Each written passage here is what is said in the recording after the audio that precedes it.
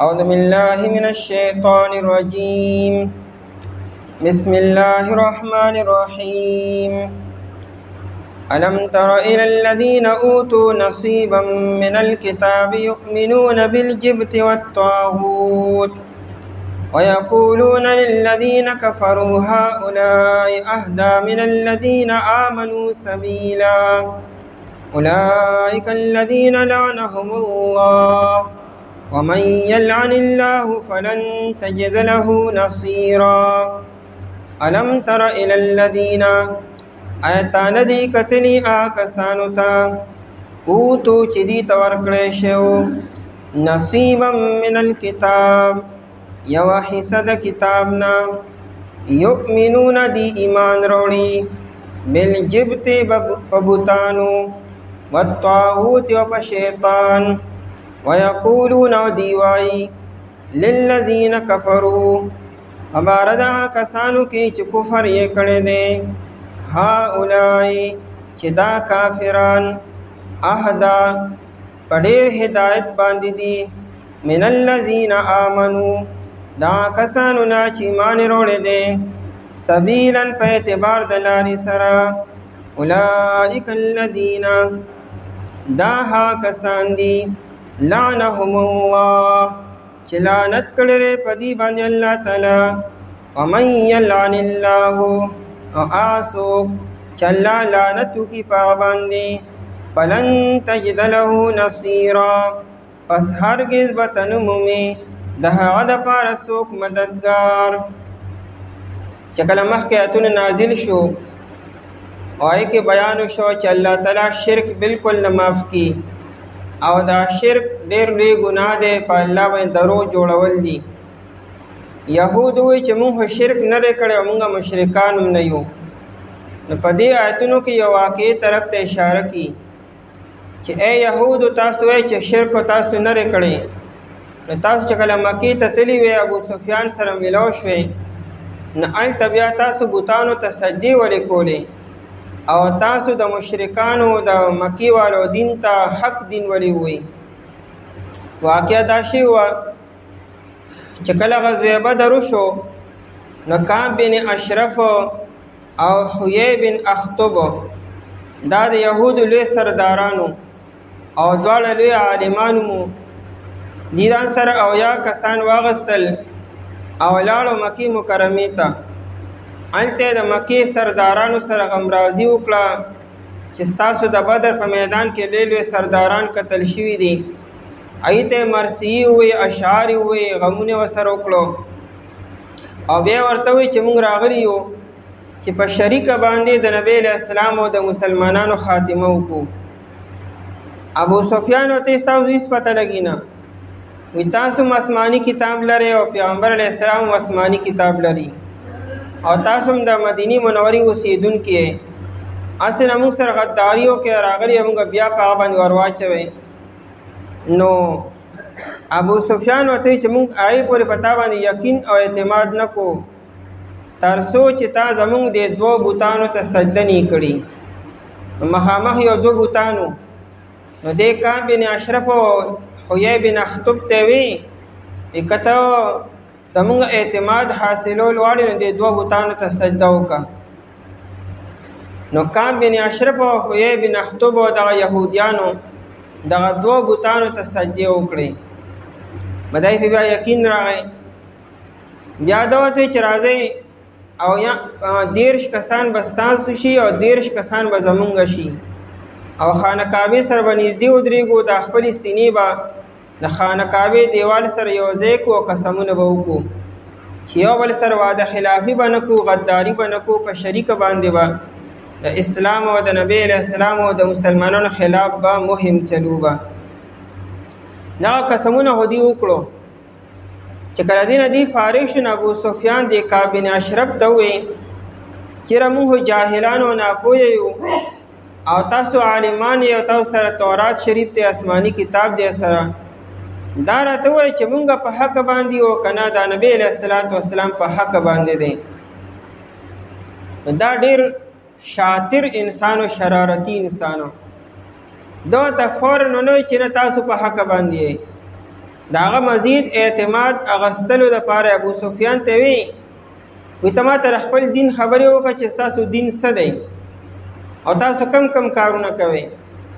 ابو سفیان ورته وی چې مونږ خو ننحر للحجیج، مونږ د حاجیانو د پاره قرباني کو، علالیو کو، پای باندې غوښې خورو، روټېګانې ول ورکو مونږ، او دارنګې ونسقیهم الماء، او مونږ په حاجیانو باندې وبس کو د زمزم نورې اوبه، او دارنګې ونکر الضیف، مونږ د میلمستیا کو، او نصل الرحم، او مونږ د رشتې خیال ساتو، رشتہ دارو سره تعلق برقرار ساتو.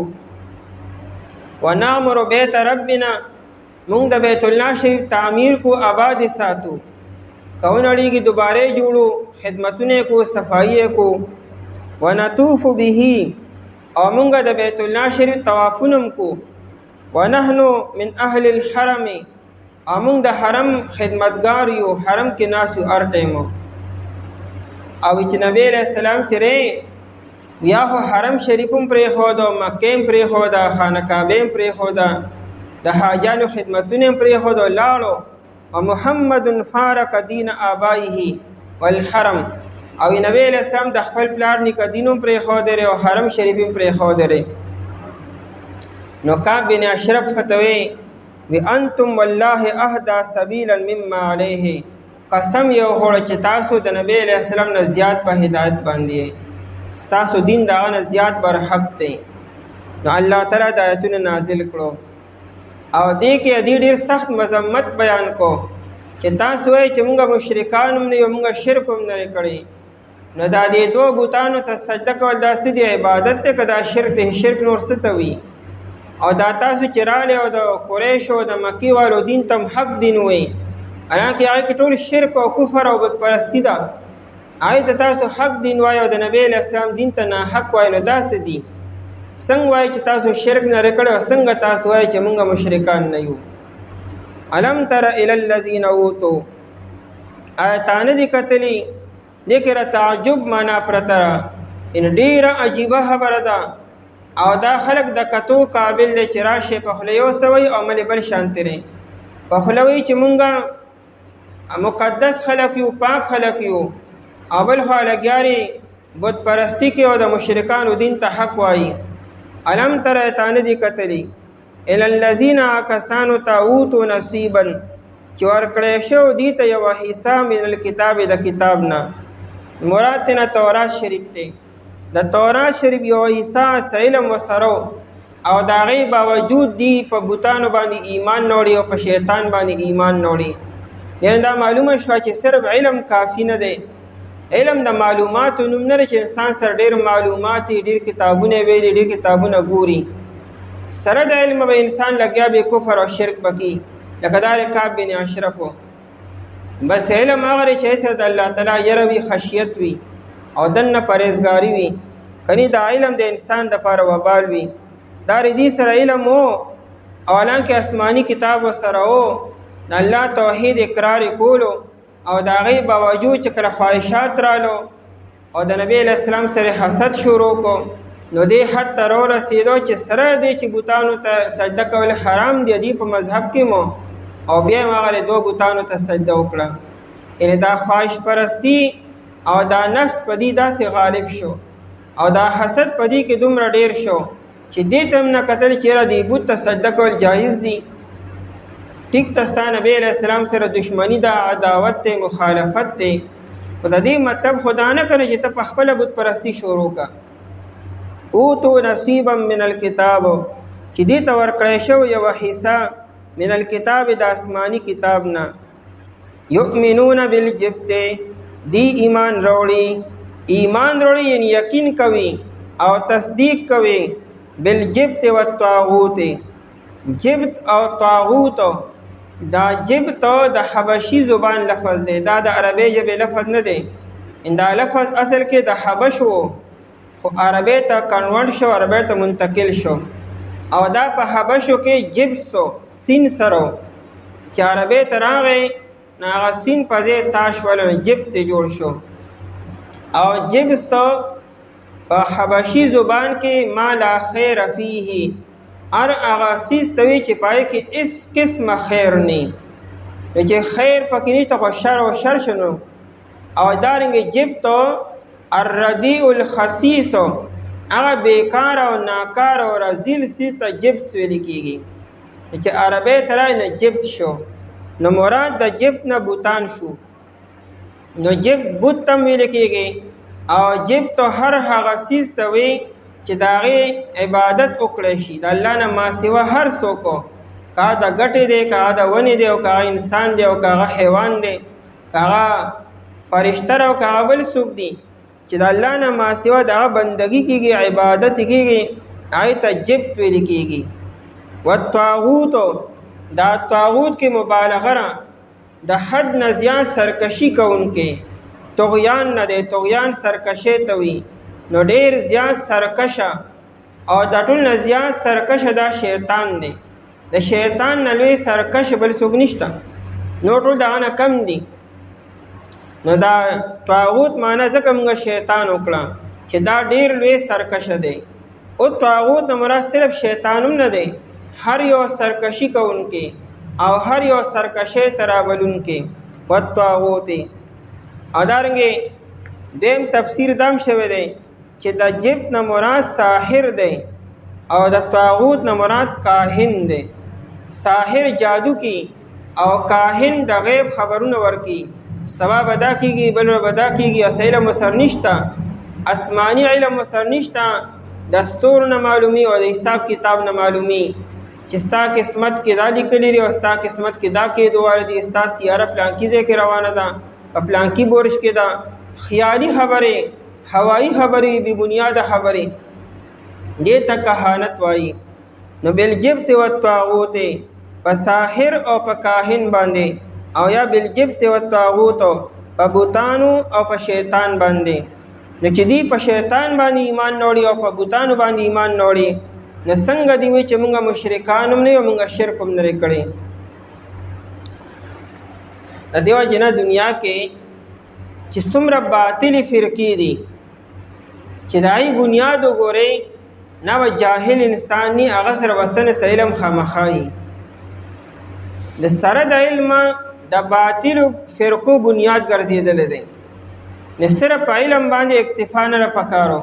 که علم سره د الله تعالی یره او خشیت نو ښه دی، او که د علم سره د الله تعالی خشیت او یره نه وه که نه، نو دا علم به د ګمراهۍ ذریعه ګرځي.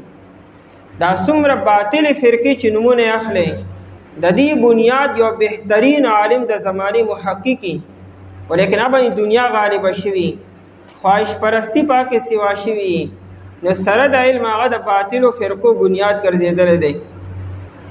د قریبه زمانه کې دا اکبر بادشاه چې و، اکبر بادشاه په خپله ګمراه نو دی ګمراه کړی دی، او د ګمراه کوونکي یو پلار او دوه زامنو. ملا مبارک او پلارو بهترین عالم ملا مبارک او د زمانې محقق عالمو، او دا دوه زامن ابوالفضل فیضی، دا پلار او دواړه زامن د کمال د ټاپ عالمانو. خو لیکن د اکبر بادشاه د ګمراهۍ ذریعه دا درې واړه ګرځېدلی دي، او د دین الهي جوړونکي دا پلار او دا دواړه زامن دي. نو دا نه چې علم ورسره نو هر څه ورسره و، لیکن الله یره په کړه کې نه وه. د ګمراهۍ او د دین الهي بنیاد ګرځېدونکي دا درې واړه وشو. دلته هم دا چې عکاب بن اشرف او حیی بن اخطب، دا نه چې علم ورسره نو، د تورات علم ورسره و، هر څه ورسره موجود و، ولیکن دا خواهش پرستی ناشنا شی دی.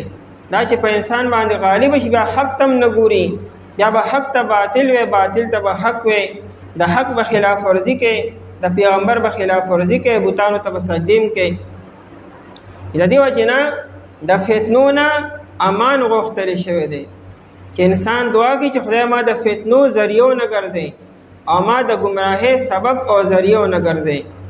وجعلنا سببا لمن اهتدى، دا دعا پکار ده. اللهم اهدنا واهد بنا، اے الله مونږ ته په خپله هدایت وکړي او زمونږ په ذریعه سره خلکو ته هدایت وکړي او مونږ د هدایت ذریعه وګرځئ.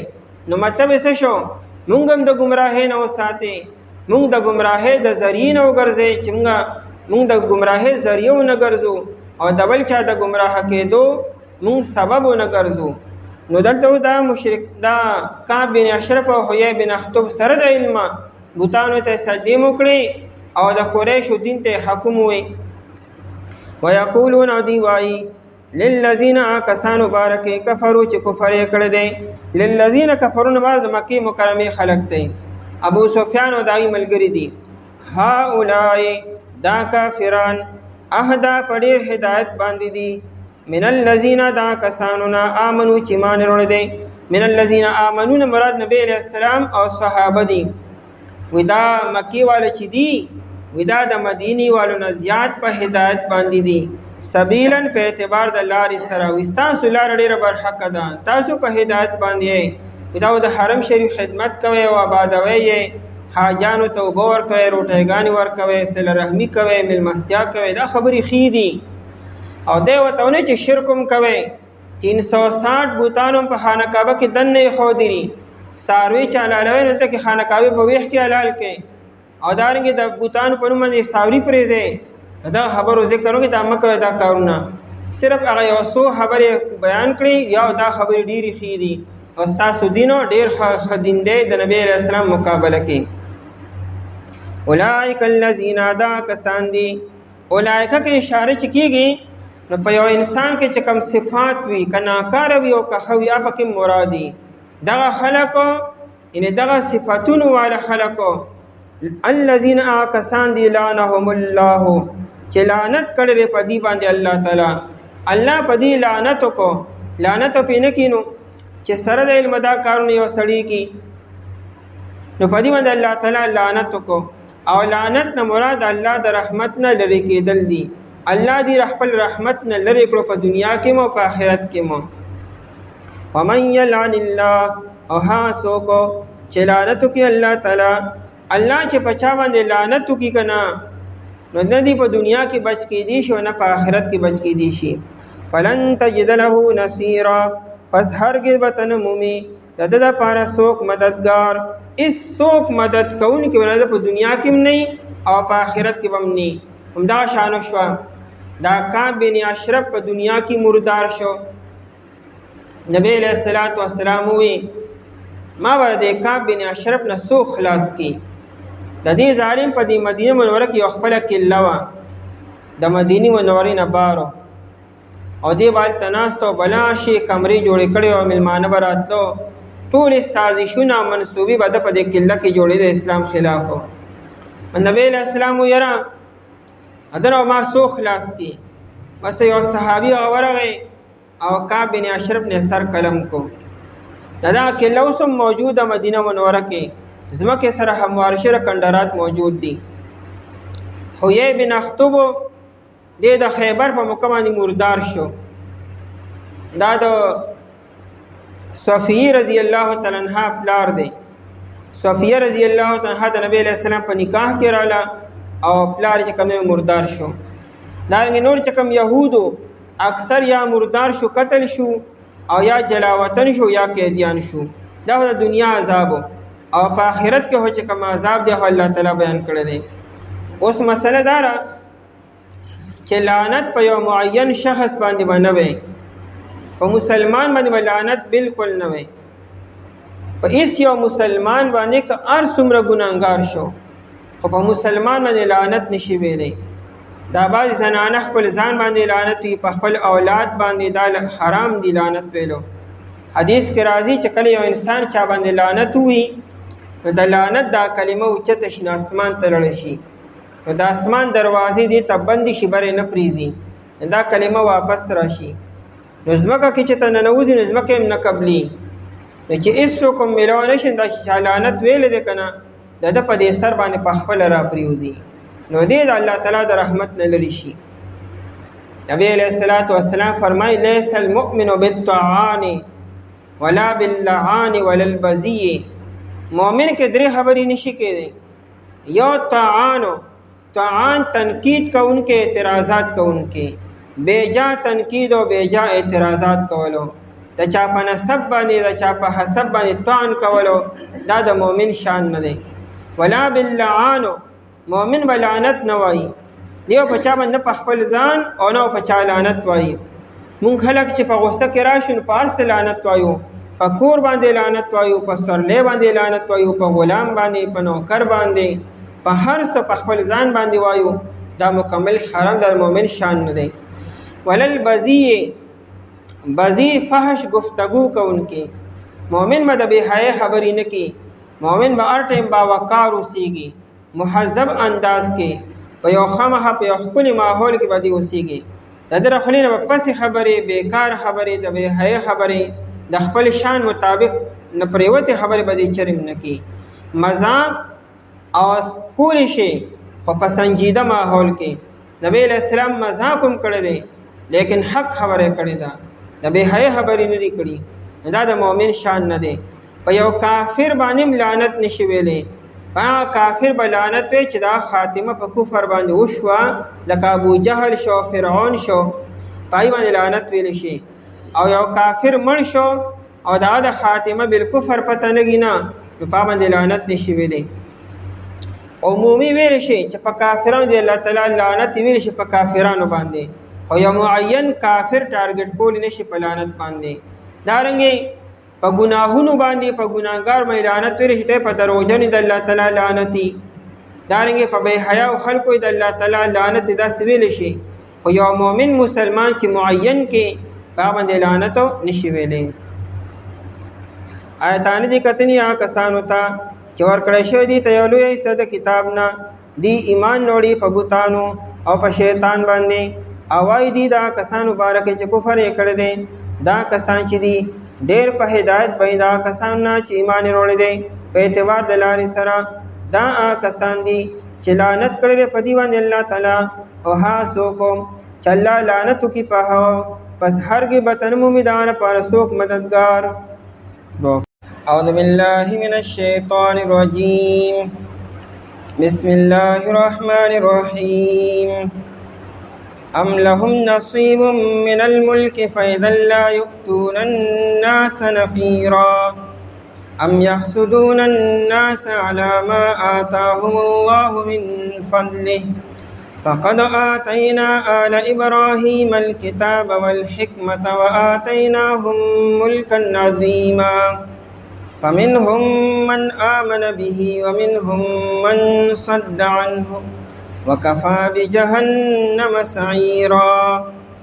أم لهم نصيب آیشته د دې دپاره څه حصه من الملک د بادشاهینا، فإذن په دا وخت کې لا یؤتون الناس دی بنو ورکړي خلکو ته نکیرا ذره برابر یوسیل. ام یحسدون الناس آیا دی بلکې دی حسد کوي خلکو سره علی ما په هغه باندې آتاهم الله چې الله تعالی ورکړي دي دی ته من فضله د فضل خپلنا.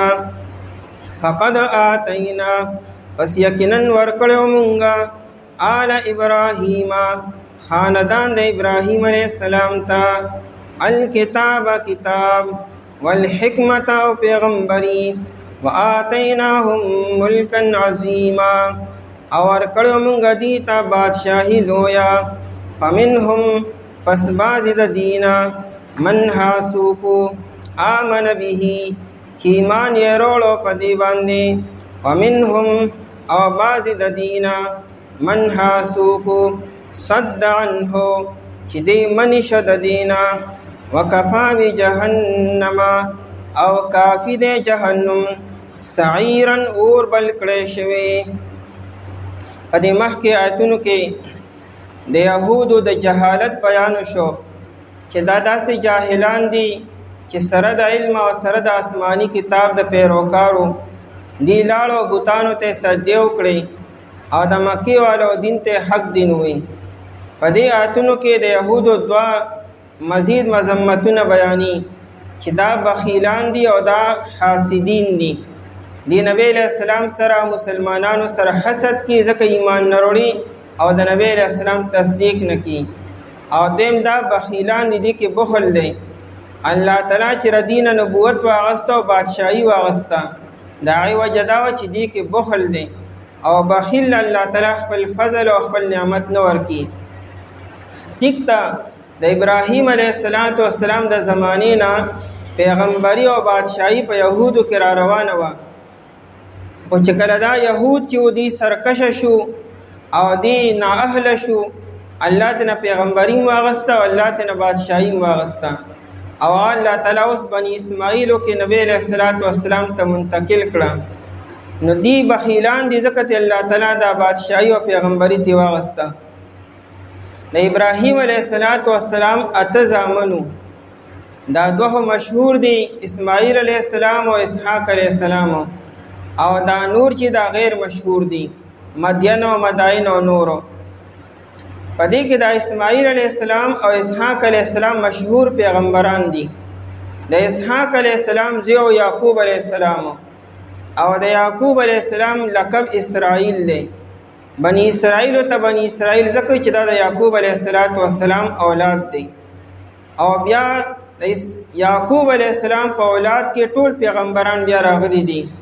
یوسف علیه السلام پیغمبر شو، د یوسف علیه السلام نه بعد بیا تر عیسی علیه السلام پورې دا ټول د یعقوب علیه السلام اولاد دی. بیا الله تعالی د اسماعیل علیه السلام په اولاد کې اخیره کې الله تعالی نبی علیه السلام پیغمبر وګرځو. نو په بنی اسماعیلو کې بل پیغمبر نو راغلی، دا صرف نبی علیه السلام پکې راغی. بنی اسرائیلو کې نبوت مو او خلافت او حکومت مو. د یعقوب علیه السلام نه بعد چې کم پیغمبران راغلي دي، نو دې کې بعضې پیغمبرانو مو او بادشاهان او خلیفګانو مو، لکه یوسف علیه السلام پیغمبر هم دی او بادشاه هم دی. داود علیه السلام پیغمبر هم دی، بادشاه او خلیفه هم دی، او سره آسمانی کتاب انجیل شریف زبور شریف هم دی. دارنګې سلیمان علیه السلام بادشاه هم دی، پیغمبر هم دی. او بیا دغه بادشاہي هو مثالی بادشاہي وه چې داسې په دنیا کې هیڅ چاته د سلیمان علیه السلام نه مخکې او د سلیمان علیه السلام نه بعد داسې بادشاہي په دنیا کې چاته هم نه ملو شوې چې د یو انسان بادشاہي په ځمکه باندې وي، په انسانانو باندې وي، په حیواناتو باندې وي، په جناتو باندې وي او په هوا باندې وي. داسې بادشاہي د دنیا په تاریخ کې د آدم علیه السلام په اولاد کې چاته هم نه ملو شوی چې کوم الله تعالی سلیمان علیه السلام ته ورکړی وه. سلیمان علیه السلام د بني اسرائیلو نه دی، دا د الله تعالی فضل په دې باندې. نو دې یهودو یو قسم دا خپل حق ګڼو چې که نبی راځي خو په یعقوب علیه السلام په اولاد کې وي، او که بادشاهي او حکومت ملاویږي نو دا به د یعقوب علیه السلام د اولاد کې، بل چاته د بادشاهي او بل چاته د پیغمبرۍ څه حق نشته. حالانکه دا خو د الله فضل دی، د الله مهرباني چې چاله ورکي. دا خو نه چې دا غني خاندانی او نسبی خبرې دي. کله چې الله جل شانه پیغمبر علیه السلام ته نبوت ورکو، او نبی علیہ السلام د بنی اسرائیل نه دی، د اسماعیل علیہ السلام د اولاد نه دی، بدی حسد واغستلو چې دا نبوت او نبی علیہ السلام ته ولې میلو شو. او ظاهر خبره چې نبوت نبی علیہ السلام تراغی، نو خلافت او بادشاہت هم نبی علیہ السلام تراغی. دواړه نعمتونه نبی علیہ السلام ته منتقل شو او د نبی علیہ السلام امت ته. نو دی په دې خبره باندې حسد شروع کو، او د حسد د وجې نه دی د نبی علیہ السلام تکذیب وکړو، انکار وکړو. حالانکه کدی د انصاف نه کار اغستې وی، نو نبی علیہ السلام خو هم د ابراهیم علیہ السلام په اولاد کې دی. څنګه چې دا ټول د ابراهیم علیہ السلام اولاد دی، نو نبی علیہ السلام هم د ابراهیم علیہ السلام په اولاد کې دی. اسماعیل علیہ السلام ولې څوک د ابراهیم علیہ السلام مشري زوی نو، اسحاق علیہ السلام هو کشر دی د اسماعیل علیہ السلام نه. نو بیا ولې حسد پکار دی؟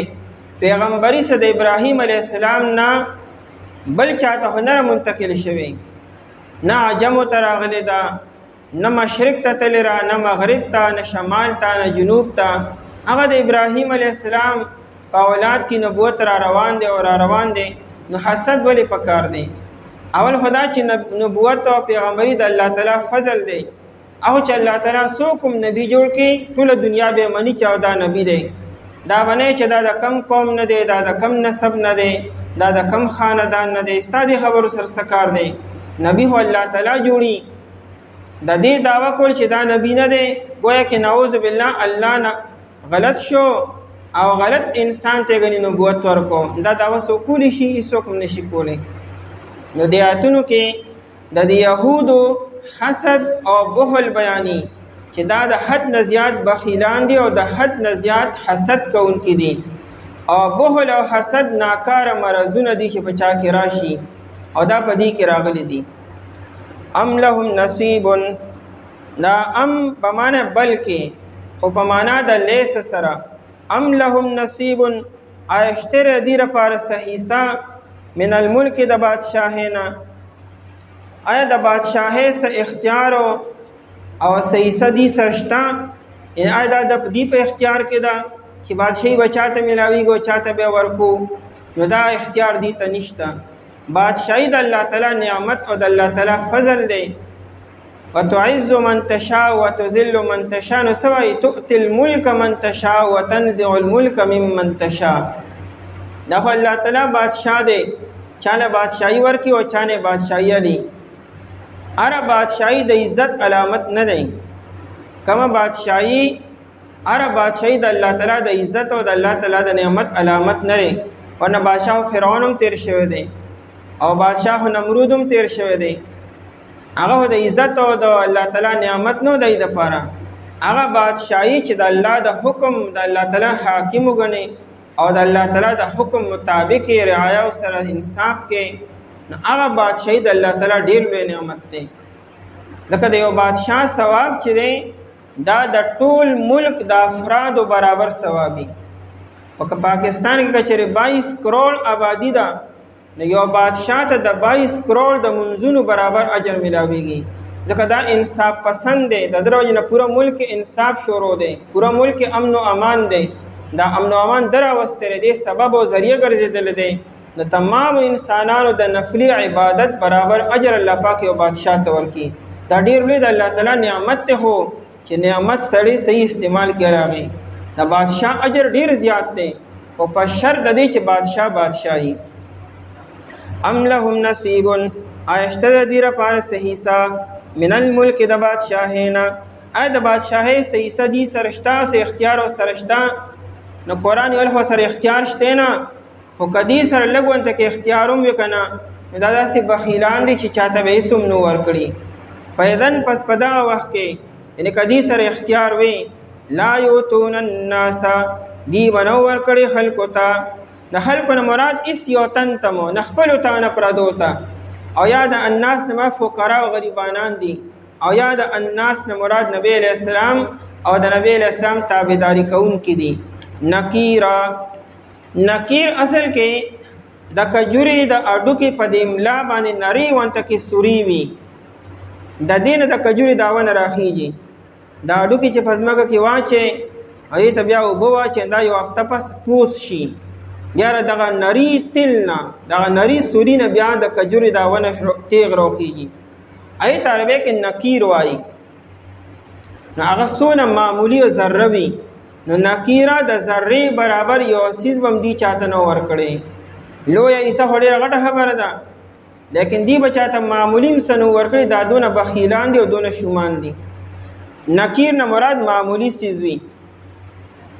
د مرغه دی مخو کې ته منکار وای، منکار دې ته منکار ځکه دی یو سیز کني نو پای کې سوري کی. نو نکیرو په معنا د منکور سره سوري کړی شوی چې ونه کې خرپو کې سوریو کې په دیوال کې خرپ یا سوریو کې ته نکیر ویل کېږي. نو نکیرو په معنا د منکور سره سوري کړی شوی نه معمولی د سوري برابر هم دی چاته سنو ورکړي. د اتنه دا خبره معلومه شوه بادشاہ هغه بادشاہوي چې هغه خزانه جمع کی نه او ځان لري راکې آپ پر آیا باندې تقسیم کی، د غریبانانو، د مسکینانو، د یتیمانانو، د کندو او د بیروزګار وظایف هغه مقرر کی، حقدار ته حق ورکی. دا د بادشاہ صفت دی. نو بادشاہ به ځان تر سره راجمع کی او نه په خپل خواهشاتو باندې او د خپل سہولیاتو باندې مال لګي. دا امانت د پورا قوم د دې اختیار بادشاہ سره نه چې خپل ځان د پاره استعمال کی.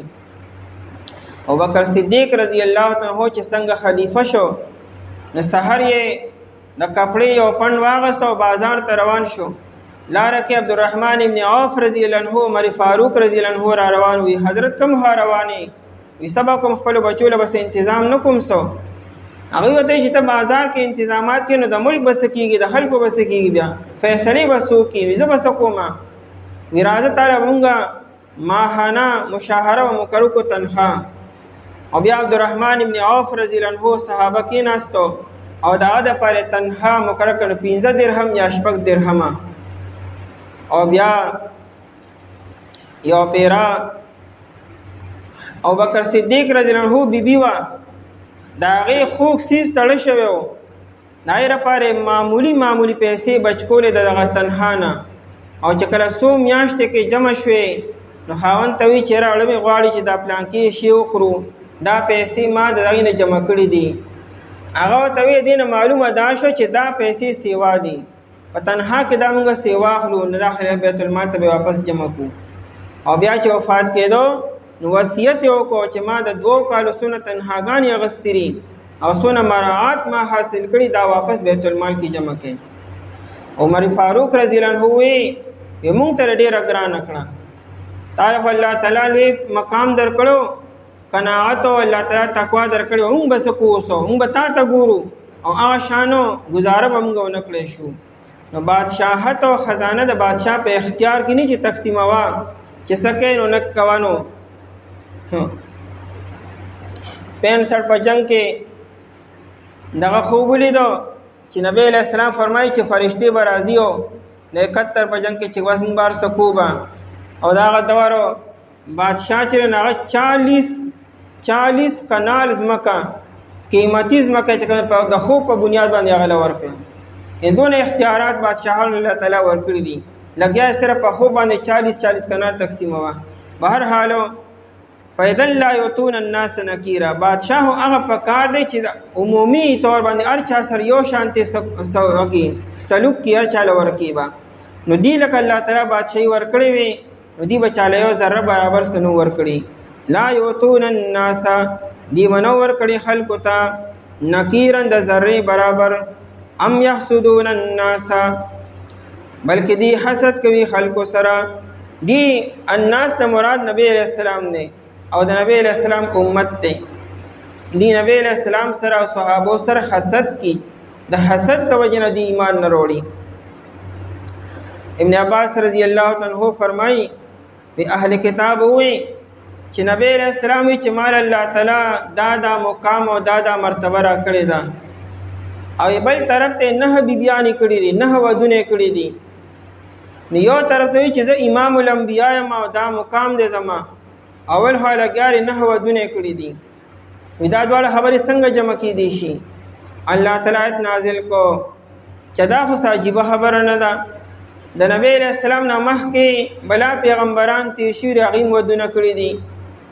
داود علیہ السلام چره یو روایت مطابق او یا ودونه کړیو بل روایت مراسل ودونه کړی دي او اصل یې وینځوي.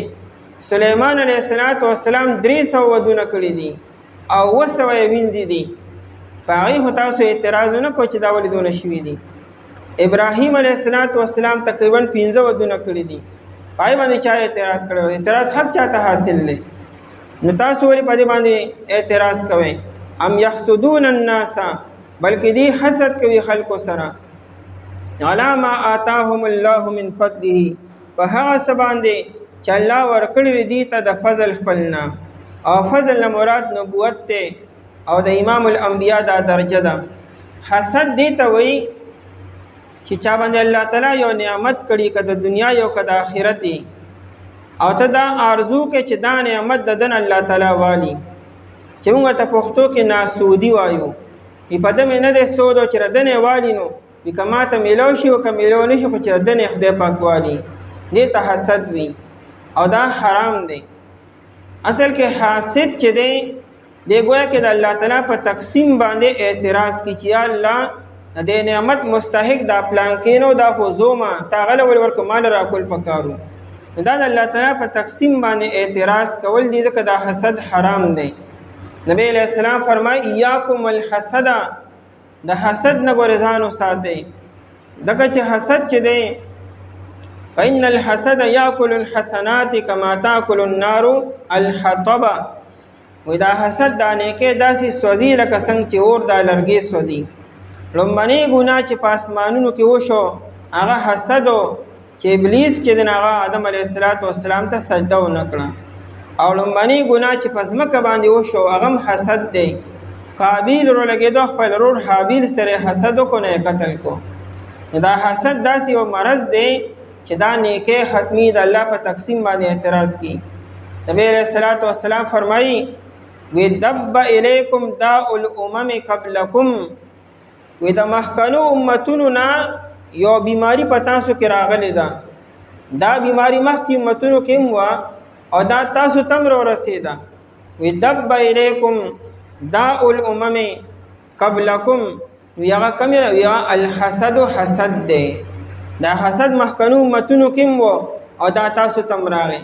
او بیا نبی علیہ السلام فرمایي وی والبغضاء، د حسد بنیاد دا دغه شي نفرت شي چې ستا چا سره نفرت پیدا شو ته ورسره بیا حسد کې چې دشمنی کړه پیدا شي ستا چا سره. نبی علیہ السلام فرمایي چې والبغضاء هي الحالقه، چا سره بغض مه ساتئ، چا سره کینه مه ساتئ. وی دا که دا کینه چې دا صفا کوونکې ده، وی دا ویښته نه صفا کی. نبی علیہ السلام فرمایي لا اقول تحلق الشعر، زدانه ما چې دا کینه چې دا ویښته د سر نه صفا کی. وی زه وایم ولکن تحلق الدین، دا د انسان نه دین صفا کی. دا کینه او دا حسد داسې ناکاره مرض دی چې سړی پوه هم نی او د انسان نه نیکۍ مکمل ختمی شوي. او اکثر سړی په دشمنۍ کې دې حد ته ورسي چې اکثر د ایمان نه بیا پاک شوي وي. نو حسد حرام دی، بغض حرام دی، بلکې هر چا باندې خوشحالیږي، د الله فضل دی، شکر دی چې الله پاک دله دا نعمت ورکړی دی. علی ما آتاهم الله، په هغه څه چې الله تعالی ورکړي دي ته، من فضله د فضل خپل نه چې نبوت دی. فقد آتینا، پس یقینا ورکړو مونږه. حسد ولې پکار دی؟ نبی علیہ السلام ته یوازې نبوت او بادشاهت میلو شو، ولې نبی علیہ السلام مخکې الله تعالی نور خلکو له دا نبوت او دا خلافت نه ورکړی سو. فقد آتینا، پس یقینا ورکړو مونږه آل ابراهیم، اولاد د ابراهیم علیہ السلام ته، الکتاب کتاب. ابراهیم علیہ السلام په اولاد کې بلاشي کتابونه، تورات او زبور او انجیل او بلا صحیفه. والحکمت، حکمت معنی فهم د کتاب او سمجھ د کتاب او دانشمندی ته وي، یا د حکمت نه مراد نبوت او پیغمبري ده. وآتیناهم، او ورکړو مونږ دي ته ملک عظیما، بادشاہی لویا. لوی بادشاہی الله تعالی یوسف علیہ السلام د پورا مصر بادشاہ، داؤد علیہ السلام پورا خلیفہ، سلیمان علیہ السلام بادشاہ و خلیفہ، یوشع بن نون د لوی بادشاہ و خلیفہ، نورم بلا حضرات راغلی دي چا بادشاہانو، او دا د ابراهیم علیہ السلام په اولاد کې وو. نو دا نبی علیہ السلام ولې څوک دی؟ دا د ابراهیم علیہ السلام په اولاد کې ولې نه دی سو؟ د اسماعیل علیہ السلام په اولاد کې دی که نه؟ نو د ابراهیم علیہ السلام یو اولاد ته که چېرې نبوت او خلافت میلاویږي او دی بل ته میلاو شي، نو په دې کې څه قباحت دی او څه حسد پکار دی. فمنهم من آمن، پس بعد ردینا سوکو آمن به، چې ایمان یې وروړو په هغې باندې. به ضمیر دی کتاب او حکمت ته راجع دی. آیت مطلب دا دی چې ابراهیم علیہ السلام نه بعد چې کوم پیغمبران راتلو، پای کې هم داسې خلک وو چې هغوی په پیغمبرانو باندې ایمان راوړو او بعضو پکې ایمان راونړو. او دا شان د نبی علیہ السلام په زمانه کې بعضې خلکو ایمان راوړو، بعضو خلکو راونړو. په د یهودو کې لکه عبدالله بن سلام رضی الله عنه، عدی بن حاتم رضی الله عنه او نور صحابه شو ایمان راوړو، او ډیرو خلکو ایمان راونړو. فمنهم، پس بعضې ردینا، دې کې تسلی د نبی علیہ السلام ته چې وګوره د هر یو نبی په دور کې خلک په دوه ډلې او دوه قسمه، څه خلکو نبي ومنو، څه خلکو نه منو. نو که ستا په دور کې هم داسې وشو نو داسې نوې خبر نه ده، دا نه چې تا کې څه قصور دی، ستا په دعوت کې څه قصور دی، نه، دا مخکې نه دا ترتیب را روان دی، څه خلک مني او څه خلک نه مني. فمنهم، پس بعضې ردینا، من ها څوک آمن به، چې ایمان یې وروړو په دا کتاب باندې او په دا پیغمبرۍ باندې. ومنهم من صد عنه، او بعضې ردینا څوک صد عنه، صد من ځان منی کولو، مصدر صدودن نادي ځان منی کو عنه د دینه، په دا کتاب باندې په دا پیغمبر باندې ایمان وروړو، په تا باندې خلک به ایمان نه وروړي. وکفا بجهنم او کافی د جهنم، دا وعید دی، اختیار نه دی چې څوک ایمان نه وروړي او څوک نه مني، دا چا خپل خوښه نه ده، دا په دنیا کې دا چا خپل خوښه ورځ را روانه ده چې چا ونه منو سزا به ورته میلاویږي. وکفا بجهنم او کافی د جهنم سعیرا اور بل کړی شوی، دا سعیرا په معنا د مسعورة علیهم، د جهنم اور د دنیا په اور مقیاس کوي چې اور به کمزوري شي یا مړ بشي. د جهنم اور کمیږي نه، مړ کیږي نه، کمزوري کیږي نه، هغه بار بار بل کړی شوی او بار بار بل کړی شوی دی، هغه اوس نه مړ کیږي او نه کمیږي، بلکې هغه روزانه به نوی نوی ټایم باندې او بیا نوی نوی کیږي. به سعیرا اور بل کړی شوی، نغر دی لپاره کافی دی چې کوم خلکو ونه مني. آیشتره دی لپاره یو حصه بادشاهینا، پس په دا وخت کې دی ونه ورکړي خلکو ته ذره برابر یو سیدو، بلکې دی حسد کوي خلکو سره په هغه څه چې الله تعالی ورکړي دی ته د مهربانۍ خپلې نه. پس یقین ورکړو مونږه اولاد ابراهیم علیه السلام ته کتاب او پیغمبري، او ورکړو مونږ دی ته بادشاهي لویا. پس بعد ردینا سوکو چې ایمان وروړو پای باندې، او بعض ردینا سوکو چې من شدهاینا او کافی د جهنم اور بل کړی شوی. اعوذ بالله من الشیطان الرجیم، بسم الله الرحمن الرحیم. ان الذين كفروا بآياتنا سوف نصليهم نارا كلما نضجت جلودهم بدلناهم جلودا غيرها ليذوقوا العذاب إن الله كان عزيزا حكيما. إن الذين كفروا یقیناً کسان چې انکار کړي بآیاتنا د آیاتونو زمونږ، سوف نصلیهم زردا چې مونږ به داخلو دی لرا نارن خطرناک اورتا، کلما هر کلا ندجت جلودهم چې اوسوځي سرمنی ددی، بدلناهم بدل بکو مونږه د دې دپاره جلودن سرمنی غیرها علاوه د هغې نه، لیذوقوا العذاب د پاره دی چې دی اوسکي عذاب لرا. ان الله بشک الله تعالی چې دی کان عزیزا حکیما دی غالبا حکمت والا. په آیت مبارکه کې د منکرینو د سزا بیان دی چې کوم خلکو د قرآن نه د نبی علیہ الصلوۃ والسلام نه او د اسلام د وروړو انکار وکړو، کاغه یهودی دی، کاغه نصرانی دی، کاغه مشرک دی او کاغه کافر دی، او کاغه هر څوک دی او په هر یو دور کې دی، خو چې د نبی علیہ الصلوۃ والسلام او د هغه د معجزاتو نه انکار وکړو، د ده لپاره سزا دا چې خطرناک اور دی.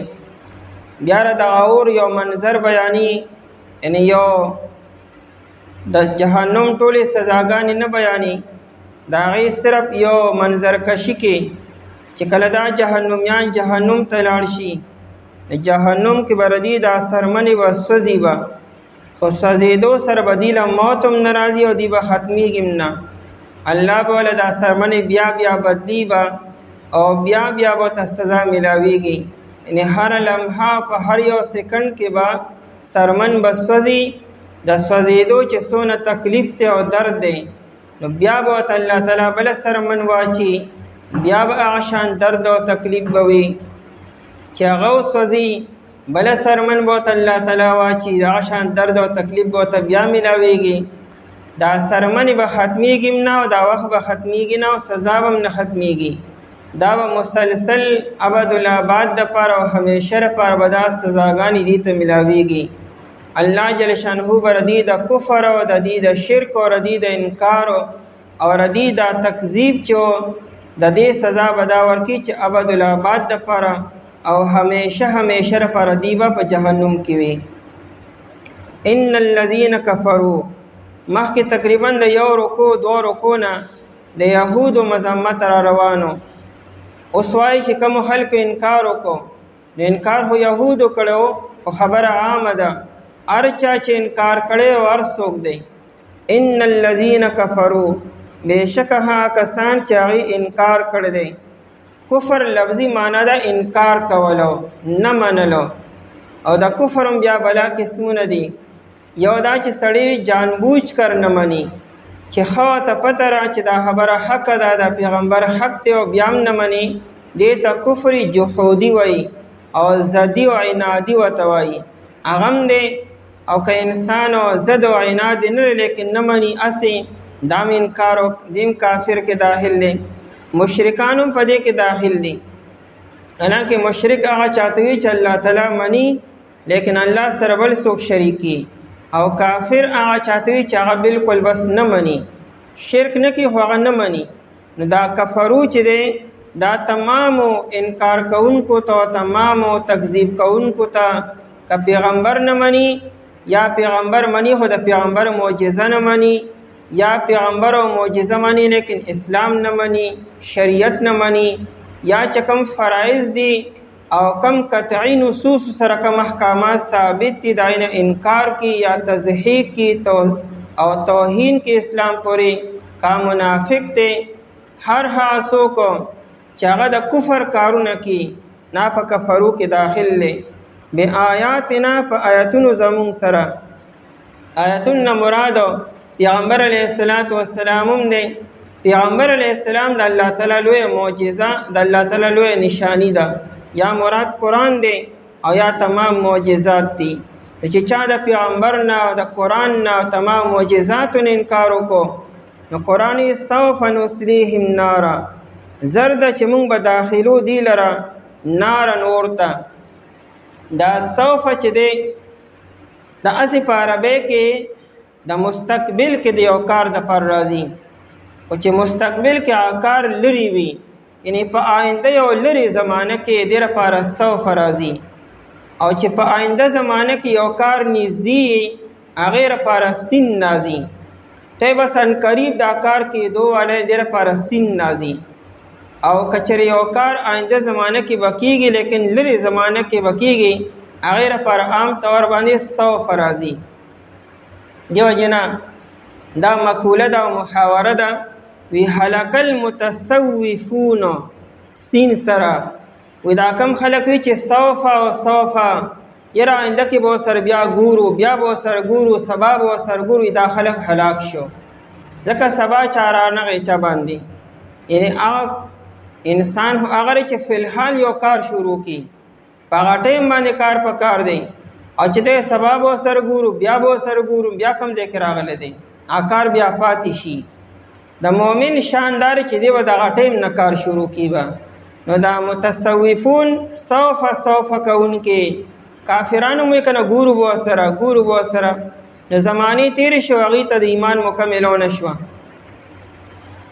نو سوف اسې استعمال خو دې لپاره کیږي خو دلته کې دا سوف چې دی دا د تهدید دپاره او دمکې دپاره دی. ډېر زر به دی جهنم ته ور داخل شي او بس صرف موت راتللی د مرګ انتظار دی. او چې څنګه مرګ راشي نو دیو بیا تاخیر به نه کړي فوراً به جهنم ته داخلېږي به. نو دلته کې دا سوف د تهدید دپاره دمکې دپاره او د وعید دپاره دی. سوف نصلیهم د صلا نه دی. صلا په عربی کې دا غوښه په اور باندې روتولو ته وي.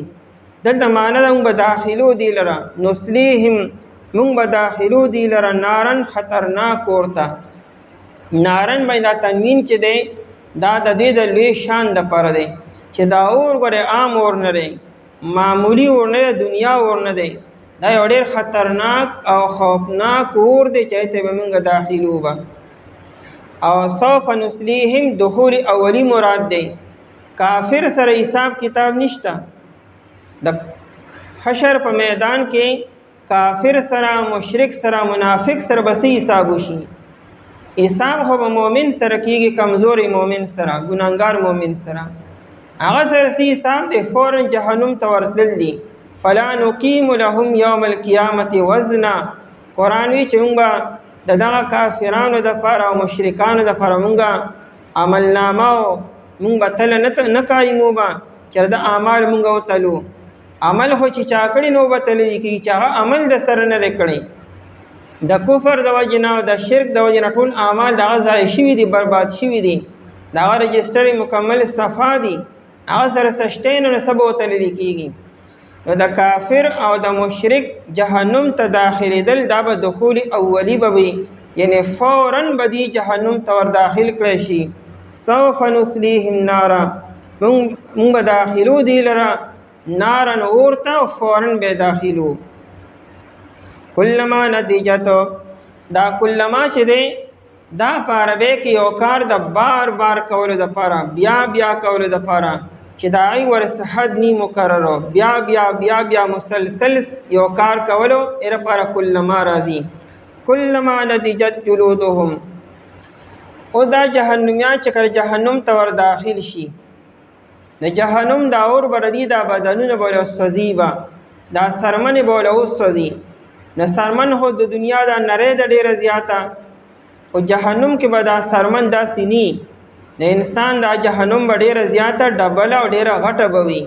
د جهنمي قد و قامت بر دنیا د انسان د قد و قامت برابر نی. د یو جهنمي یو غاښ چې دی دا به د احد د غر برابري. باقی بدن بیا د هغې ځان له اندازه پکار ده، دومره دنګ بدن به د جهنمي. دارنګې جنتي به هم دنیا کې د دنیا د انسانانو په شانتي نی. یو جنتی قد و قامت به د آدم علیه السلام د قد و قامت برابري. 8 غزه به دې دنګي او 2 غزه به دې پلني. نو دارنګې جهنمي به دین هم زیات او خطرناک کیفیت کې به وي. او دا د دې لپاره چې دې سزا ډېره زیاته وسکي. نو چې جهنمي په جهنم کې واچولی شي او دا اور له بدن وسوځي، نو دنیا کې دا قانون دی چې د انسان د بدن دا سرمن وسوځي نو دننه بیا دې تکلیف نه محسوسي. جدید میډیکل هم دا وایي چې د انسان چې دا درد او تکلیف محسوسي دا د سرمن محسوسي. او دا سرمن چې کله د انسان ختم شوه وسوځېده یا کټ شوه، لاندې غوښه چې را د غوښې په کټ کېدو سره دې تکلیف او درد نه محسوسي. خو دا د دنیا لکه جدید میډیکل داري.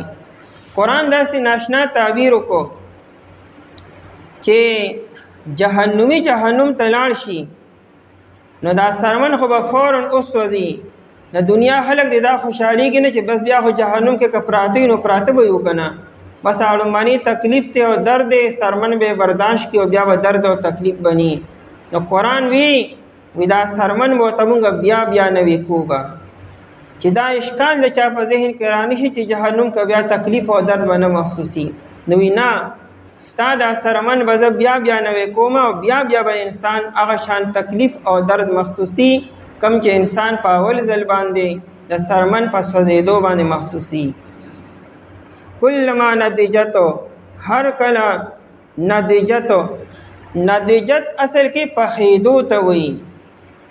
یو څیز چې کله پوخ شي هغې ته نضیج وایي، خو معنی سوځېدل دي. چې کله یو څیز وسوځي او سم پوخ شي. کلما نضجتو، هر کله چې وسوځي، یعنی هر کله چې پخه شي، جلودهم سرمنې د دي.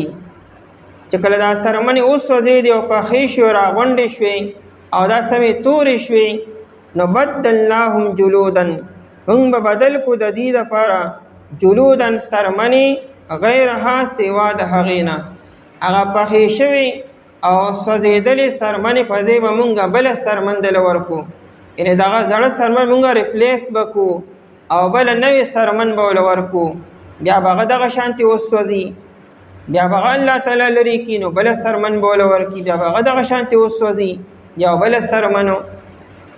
او د حسن بصري رحمت الله علیه قول او روایت روح المانی را نقل کړی دی چې په یو ورځ کې به او یا زره پیرې د انسان دا بدن دا سرمن به بدلیږي به او بیا بیا نوي کېږي به.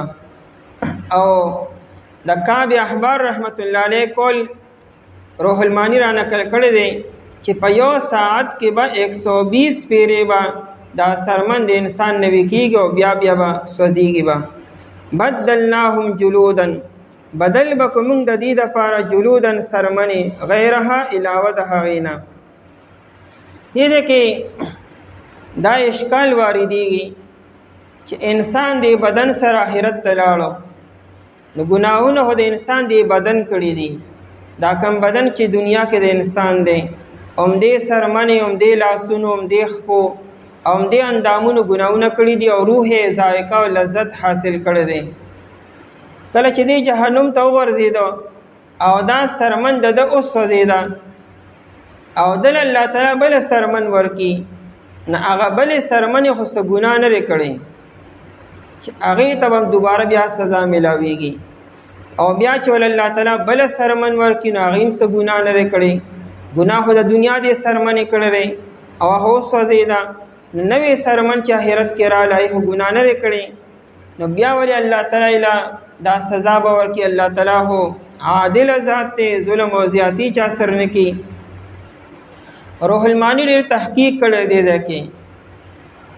اصل خبره دا ده چې دا دویمه سرمن به نوې بله سرمن نی، دا به هم د انسان ډکه سرمن وي، خو بیا به الله تعالی دوباره نوې به کي. څنګه چې د انسان دا بدن دی، که دې فرض کا بیمار شي څه فرق پکې راشي، نو دا خو نه چې بدن یې نوي شي بیا، خو د هغې علاج معالجه وشي نو بیا واپس خپل ځای له راشي. نو دا الله تعالی به دا سرمن دا نه چې بله دویمه سرمن به د لومړنۍ ګڼې بدله به وي، همدقه سرمن به وي، خو چې پخه شوه وسوځېده بیا به الله تعالی واپس خپل اصلي حالت ته راولي. چې بیا تازه شوه، بیا پې اور ولګېده نو بیا وسوځېده او بیا پخه شوه، الله جل شانو به دوباره بیا خپل واپس اصلي حالت ته راولي، بیا به الله تعالی ورسره شان معامله وکړي. او الله تعالی ته دا کار څه ګران نه دی. اگر چې الله تعالی د پدیم قادر دی چې دغه پخه شوې او دغه سوځېدلې سرمن چې ده دې له الله تعالی بیا عذاب ورکړي او په دې کې الله تعالی درد او تکلیف پیدا کړي او د انسان مخصوصي الله په دې باندې قادر دی. لیکن الله جل شانه به الله تعالی په هر کار کې بلا حکمتونه دي، دې کې به هم حکمت چې الله تعالی دغه سوځېدلې سرمن ختمي او بله سرمن الله تعالی واپس کړي به. نو دا نوې سرمن داسې د لومړنۍ سرمن نه بدله نه ده، صرف صفت یې بدل شوی دی چې نوې شوه، ماده اصل کې هم دقه ده. او دا بالکل داسې ده لکه څنګه چې ماشوم دنیا کې پیدا شي او دا ماشوم چې دی دی چې ورو ورو لویږي نو بدن یې کولاویږي، دی بیا ځوان شي بیا بوډا شي. نو دا خو نه کنه چې په ځوانۍ کې انسان بدلی او ماشوموالي کې بل شاني، همدغه بدن همدغه جسم وي او بوډاوالي کې همدغه جسم او دغه بدن دی، خو همدغه سرمن ده، خو ماشوموالي کې بالکل تازه په شان د ګل وه، په ځوانۍ کې بیا غټه شوه او بوډاوالي کې بیا سمه پخه شوه او مضبوطه شوه. نو سرمن خو بدله شوې، دغه سرمن ده خو صفت یې بدل شوی دی. او دې جسم سره به دا انسان سبا جهنم کې به پروت وي او دې جسم سره به انسان په جنت کې پروت وي. نو همدغه قالب او دغه بدن وي، خو په دې کې به الله تعالی حسن پیدا کړي، الله پکې ښکلوالی پیدا کړي، جنتي به شي، غټ به کړي ولا، او دغه جسم وي الله به په خوفناک حالت ورکړي، جهنم ته به ځي به. نو اصل کردار د انسان په دې بدن کې د روح دی او روح د انسان نه سوځي، یعنې روح د انسان نه ختمیږي، دا جسم ختمیږي سوځېږي به بدلیږي به، لیکن روح د انسان چې دی هغه به نه فنا کېږي به او نه به ختمیږي. روح المانی آشنا تحقیق کړی دی، بیا لیکلی دی د بخاري د شرح حواله ورکړې ده د علامه سفیری رحمت الله علیه د شرح، چې د انسان دا جسم او روح دی خپلو کې یو بل سره مناظره به کړي د حشر میدان کې. نو دا جسم به دی روح ته وي ټوله ګناه خو ستا وه، وی تا ما ته حکم کو چې دا کار وکړه ما به کوبه، ځکه بادشاه خو ته وي روح وي او زه خو بطور اعلی او بطور سبب استعمالېدم، وی که تا راته حکم نه وي کړی نو ما به دا کار نه وي کړی، نو اوس به ما تکلیف نه محسوسو به.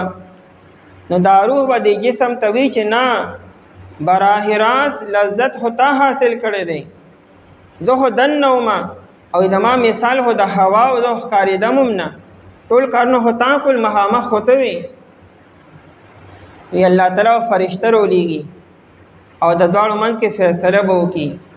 وی دا فرشته به دې روح ته او دې جسم ته وي چې ستاسو مثال د هغه انسان دی چې یو انسان دی په سترګو باندې معذوره دی او په خپو باندې روغ دی، او بل انسان دی چې په سترګو باندې روغ دی لیکن په خپو باندې شل دی. او دا دواړه وي چېرې د باغ کې ډېرې ښکلې میوې راشکوی، دا شل انسان پاسېدی نشي او د ړوند انسان ته میوې ښکاري نه. نو دا ړوند انسان دی شل ته وي چې ما ته ښکاري نه، خو تا ته ښکاري. ته زما د اوبو د پاسه کښېنه، زه به پاسمه، نو تا ته ښکاري، ته به دا میوه راوشو او به یې خورو دواړه. او دا دواړه پاسېدو د باغ نه په غلا باندې او بغیر ایجاد نه میوې راوشو کولی. وی دا فرشتې به د روح او د جسم دی چې ګناهګار کم یو دی. نو دا دواړه وي چې دا دواړه ګناهګار دي، هغه ټیک ته هغه یو شل دی پاسېدی نشي، لیکن هغه بل ته خو میوه وښوده چې دغه میوه راکه نه، دلیل خو ده ورکړه، رهنمایي خو ده وکړه او میوه خو ده راواغسته. هغه بل ټیک ته ویني نه، په سترګو باندې نه ویني لیکن خپې یې روغې دي، نو هغه هم استعمال شو سبب او د وسیلې په ذریعې سره. نو دا دواړه ګناهګار دي، دقه شانې دا روح او دا جسم دواړه ګناهګار دي. نه یوازې روح چې دی نه غلطي کړې ده، نه یوازې بدن غلطي کړې ده، نو دواړو ته به سزا میلاویږي. باقي دا چې اصل سزا دا روح ته ده، ځکه اصل کردار دا د روح دی او روح باندې فنا کېدل بالکل نه راځي. روح صرف د یو عالم نه بل عالم ته منتقل شي، څنګه چې دا روح په عالم ارواح کې و چې کله ماشوم پیدا کېدو نو د ماشوم ته ور داخل شو، بیا دا ماشوم دنیا ته راغی، دنیا نه آخرت ته لاړو، جسم دلته پاتې شو، روح الیین ته یا سجین ته لاړو، او د قیامت پر ورځ دا روح او دا جسم به دواړه یو ځای شي. نو په روح باندې فنا بالکل نه راځي، جسم باندې صرف انتقال لازي، یو حالت نه بل حالت ته منتقل کیږي. نو وایي چې بدلناهم، بدل بکو مونږ د دې دپاره جلودن سرمنې غیرها علاوه د دې نه. نو علاوه نه مراد ده چې نوې سرمن نه، دغه سرمن چې الله تعالی بیا نوي کی، بیا به الله تعالی واپس کی اصل حالت باندې به راولي. لیذوقوا العذاب، د پاره دی چې دی وسکي عذاب لرا. دا الله تعالی ولی بار بار داسې کی، د پاره دی چې دی عذاب بار بار وسکي. دلته ذوق وي، او ذوق اصل کې سکل او توي د جبې په سر باندې، او چې پورا خوراکو کې دې ته عقل وایي. قرآن کریم لیذوقوا وي، دا نه چې صرف سکل بکی او ذایقه ځکه وي چې باوجود د دومره تکلیف نه او باوجود د دومره عذابونو نه ذایقه به ښي، د خولې ذایقه به خرابېږي نه. دلته انسان یو ورځ بیماري تېږي، د خولې ذایقه مې خرابه ده، خوږ څیز پې تریخ لګي او تریخ پې بل شانتې لګي. قرآن کریم وی دا جهنمی په جهنم کې دی، هر قسم عذاب موجود دی، هر قسم تکلیفونه او دردونه موجود دي، خو ذایقه به بالکل ټیک وي، یعنی عذاب هم اک شانتي مخصوصي څنګه چې یو صحتمند انسان چې دی هغه په اول ځل باندې تکلیف او درد مخصوصي. لیذوقوا العذاب، دانا چې جهنمی و جهنم کې پشان د مړو وي، دانه چې قومي تبتلی او تب ولستن لګي دیو پویږي نه او دیو پزانم نه پویږي، مفلوشي بني چې لاس خپې به کار نه کی. دنیا کې انسان باندې یو مرض راشي دا اندام می اوس کار نه کی، تب ولستن لاس کې او پخپه کې نن باسي غنه پویږي غریبو. وی جهنم کې بداسینی، جهنم کې به انسان حواس چوي او دا اندامونه صحیح سالم بوي او دیو باقی درد او تکلیف به باقاعده مخصوصي و، ځکه لیذوقوا العذاب وي د پاره دی چې دی وسکي عذاب لرا. ان الله بشک الله تعالی چې دی کان دی عزیزا حکیما، عزیزا زورور دی، غالب دی. آیا الله تعالی دا سکولی شي چې بیا بیا ولا سرمن الله تعالی نوی کی وی او دا سکولی شي؟ الله په دې باندې قادر دی او غالب دی. عزیزا الله زورورم دی، غالبم دی، او حکیما حکمت والے دی.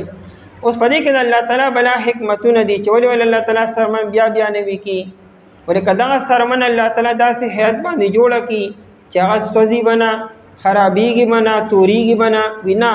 الله تعالی په هر یو کار کې بلا حکمتونه وي چې بیا بیا د انسان ته درد او تکلیف ملو شي، لکه الله تعالی دا سرمن بیا بیا بدلی. بشکا کسان چې انکار وکړو پایتونو زمون سره زردا چې موږ داخلو دی لره ورته هر کله چې اوسوځي سرمنې دی بدل کې موږ ورکو دیلا سرمنې علاوه دینه د پاره دی چې دی اوسه کې عذاب لره. بشک الله تعالی چې دی غالب دی حکمت والا دی. اعوذ بالله من الشیطان الرجیم بسم الله الرحمن الرحیم والذين آمنوا وعملوا الصالحات سندخلهم جنات تجري من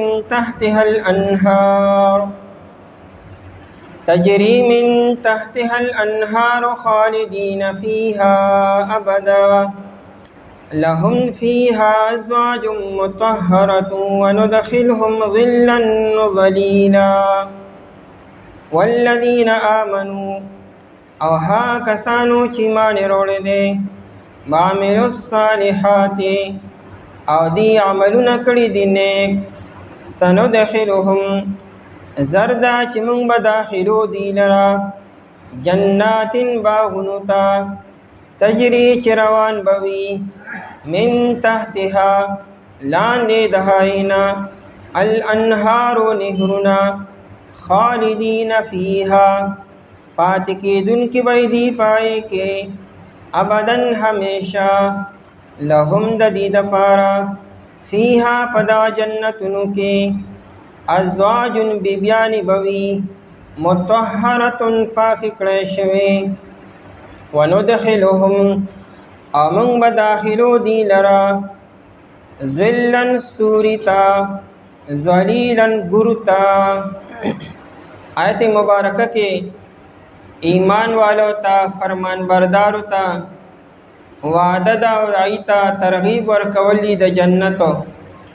مخکې آیت مبارکه کې د نافرمانو دای د سزا ذکرو آی کې وعید او دمکی وا او په دې آیت مبارکه کې وعده دا او تبشیر دې زیر ورکولی چې کوم خلق ایمان وروړو نیک اعمال وکړو الله تعالی بدی جنت ته داخلي. مخکې آیت کې ویلو جهنم ته به داخلي، دای مقابله کې باندې کان خلق جنت ته داخليږي او بیا به جنت کې دی تا خپل یخ سورې ملاويږي او د تسکین د پاره به تډيري بیبيانې ملاويږي او بیا دغه بیبيانو صفات یې ذکر کړی دی چې ایب اخلاقی لحاظ سره ظاهری لحاظ سره باطینی لحاظ سره اره اعتبار سره باغی پاکی وي او صافي بوي د جنتی د مزاج موافق بوي او د شوق او د لذت او تمام اسباب میسر وي. د قران کریم دا انداز دی ترغیب او ترهیب وعده او وعید دا دواړه یو ځای ذکر کی. د یری خبرو کی بیا ورپسې د شوق خبرو کی. د جهنم د تذکرو نه بعد عام طور د جنت تذکری کی او کله د جنت د تذکرو نه بعد د جهنم تذکریو کی. مقصود دا دی چې سړی د جهنم د کارونو ځانو ساتي او جنت والا کارونه اختیار کی. نایت کی ترغیب دی چې ایمان نوړې نیک اعمال وکړي نو الله بس تاسو ناراضي شي او تاسو ته آخرت کې خپل بدله ملاويږي د جنت په شکل کې. د مؤمن بنده به اسیم د الله بندگی بکی عبادت بکی و ایمان بروړي که جنت نو فرض کا که نعمتونه نو که خوشاله نه وي بیا هم د هر انسان د ذمہ داری وا چې د بد الله تعالی تابعداري وکوله. دا خو د الله تعالی فضل دی چې الله تعالی انسان ته جنت ورکی او د جنت نعمتونه بم ورکی با او که فرض کا اس قسم جنت او د جنت نعمتونه فرض کا نه وي بیا هم د یو انسان دا فرض او ذمہ داری وا د باندې لازم وا چې د بد الله تعالی عبادت وکړو د الله تعالی فرمان برداری او تابعداري به کوله. الله جل شانه ډیر د فضل او کرم نه کار واغستو چې باوجود د دې چې دا د بنده ذمہ داری ده دا غي باوجود انسان ته الله تعالی خوشاله بم ورکیبا د جنت په شکل کې او د جنت نعمتونه به تم ورکیبا. ورنه غلام چې دی غلامو دی و د خپل مولا خدمت به اسم کی. غلام وی دیتا چې دی به د خپل آقا او د مولا خدمت بکی او که مولا او آقا دل اس قسم انعام ورنکی اس قسم اجرت ولا ورنکی نو غلام دا مطالبه نشي کولی چې مال اجرت راکا او مال انعام راکا. دا د غلام کار دی چې دی به د خپل مولا خدمت بکی او مولا به خوشحالي به. دارنګه د بندگانو دا فریضه ده او ذمہ داری ده چې دی به دنیا کې د الله د خوشاله کارونه بکی به. خدا د الله تعالی فضل دې ډیر زیاتو چې بندله انعام ورکی او دارنګه خوشاله به ورکی به او در سکون او د راحت لپاره به خپل نعمتونه په جنت په شکل کې به انسان ته ورکی. والذین آمنوا او ها کسانو چې ایمان وروړي دي ایمان یې په نبی علیہ الصلوۃ والسلام باندې وروړو او یا هر یو مؤمن ته مراد دی. د هر یو پیغمبر په زمانه کې چې کوم خلک ایمان والوي او د ایمان د لپاره چې کوم خبرې ضروری دي الله تعالی په ذات باندې په صفات باندې فرشتو باندې په تمام کتابونو باندې تمام پیغمبرانو باندې په آخرت باندې په تقدیر باندې ایمان ساتل دا ضروری دي. په دې ټولو خبرو کې به یو نم انکار ونه کوي نو دا ایمان دی. او د ایمان معنی د تصدیق کولو د زړه نه یو خبره گواهی ورکول چې دا خبره رشاد او دا یقیني ده دې ته ویل کېږي ایمانو. والذین آمنوا او ها کسان چې ایمان وروړي دي وعملوا الصالحات او دی عملونه کړي دي نیکو. ایمان باندې بس صرف اکتفا نه کوي چې بس ما ایمان نه وړ دی. د ایمان دراوړو نه بعد به بیا نیک اعمال بم کې چې تا ته د کم نیک عمل حکم متوجه شو دا به پوره کې بیا. او که یو انسان ته د نیک عمل حکم متوجه نشه د سره لکه یو سړی سحر 10 بجې مسلمان شو یا 9 بجې مسلمان شو او د ماسپښین د مونږ مخکې دی وفات شو نو دته د نیک عمل حکم متوجه نشو نو ټیک ته باندې نیک عمل نشته وسو دی بغیر د نیک عمل جنت ته لاړو. یو انسان ته چې څونه مکمل اویږي او نیک اعمال دته متوجه کیږي د مونځ او د روزې د حج او د زکات او حلال او حرام داغه بیا پوروالي وکي. بخاری کې روایت ده یو سړی راغی د جنگ په موقع باندې او نبی علیہ الصلوۃ والسلام ته وی چې لومبه ایمان رولم او کنه منی جنگ وکما. دغه جنگ شروع وو کافرانو سره jihad شروع وو او په دا ټیم کې یو غیر مسلم نبی علیہ السلام ته وی چې لومبه ایمان رولم کلمه وایم او کنه لومبه جنگ شروع کوم چې جنگ نه کله اوسګار شم نو بیا براشم او ایمان برولم. نبی علیہ السلام ته وینړو منی ایمان نوړه د ایمان نه بعد بیا دا کار کوا. هغه بس ایمان په اټیم باندې قبول کو او بیا میدان تورکوس شو. میدان هم مخکې نه ګرمو خو چې ګرم میدان تورکوس شنو پای کې شهید شو. پیغمبر علیہ السلام فرمایلو عامل قلیلا و اجر کثیرا عمل یې لګو کو اجر ډیر زیات واغستو ځکه د عمل مقاوته ملو نشو نه منځ کو نه حج او نه زکات او نه روزه نه نور احکامات ته متوجی شو ولک سات مخ کی ایمان او ورپسې فورن شهادت نو مرخ باسه مې انسان لبرازي با ډیر لوی اجر حاصل کو شهید مړ شو ایمان په حالت کې دنیا نه لاړو. دی حدیث نه دا معلومه شو که یو انسان ته د عمل مکمل سره ملو نشو ولې عمل پینشتا او که انسان ته د عمل مکمل شون عمل بکیبا صرف ایمان به اکتفا نه کی. یو سړی بدانوي چې د ماړه پاک ته زړه کې چاته سن ساتما وېداري پړې کې ټول لوی خیره پروت ته چې ته اړه کې چاته سن ساتما. خدا قرآن دا دون احکامات او د پیغمبر لیسن دا دون تعلیمات تک اسی اوائی دی. منز دا اللہ حکم دے حج دا اللہ حکم دے روزہ دا اللہ حکم دے دا پورا کېبا نو د ایمان نباد نیک اعمال کولو وعملوا الصالحات او دی عملونه کړي دي نیکو. نو چې ایمان او نیک اعمال یو کړو او په دې حالت کې د دنیا نه لاړو خاتمه چې په ایمان سره وشي علاغه دانه چې تش ایمان او تش نیک اعمالو د خاتمه سوال بم د الله پاک نه کوي چې ستا اخره خاتمه د ایمان په حالت کې وشي. ځکه چې حدیث کې راځي، بخاری کې روایت ده، انما الاعمال بالخواتیم، د اعمالو دارومدار دا په خاتمه باندې دی. چې خاتمه د ایمان په حالت کې وشوه نو بیا قرآن سندخلهم، او الله دې نه کې کډېر زمانه دې په ایمان کې تیر کړه او ډېر زمانه دې نیک اعمال وکړو، لیکن اخره کې داسې یو عمل شو چې هغه ایمان سره منافي و او د ایمان نه د لاس وینځو، نو بیا ګوره دغه شته نیک اعمال او دغه ایمان دا د انسان په کار نه راځي. ځکه شرک سره ټول نیک اعمال مکمل برباد شي، ختم شي. نو سندخلهم دا سین د پاره تاکید دی، یعنی خامخا مونږ به داخلو دی لره چې چا ایمان او نیک اعمال اختیار کړی دي.